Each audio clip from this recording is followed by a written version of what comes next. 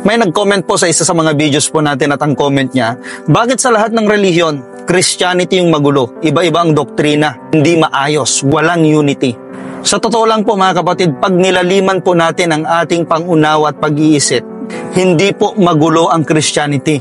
Sapagkat ang Christianity po mga kapatid, kaya po siya tinawag na Christianity ay si Kristo ang sentro. Ibig sabihin, si Jesus lang yung tinuturong tagapagligtas. Kapag hindi po ganun ang laman ng itinuturo ng mga tinaguriang Kristiyano, hindi po tunay na Kristiyano yon. Sapagkat ang tunay na Kristiyano kapatid, walang ibang ituturong kaligtasan kundi ang Panginoong Hesus lamang. At isa pa po mga kapatid, isipin niyo po ito, laliman niyo po ang inyong pag-iisip. Sa tingin mo ba, ang kaaway nating Diablo, sisirain yung alam niya na hindi naman threat sa kanyang kingdom?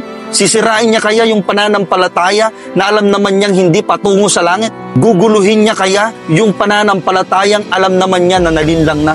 Kayo na po ang mag-isip kapatid. Ang kaaway nating si Satanas, ang sisirain niya lang yung threat sa kanyang kingdom. Tandaan mo po yan kapatid.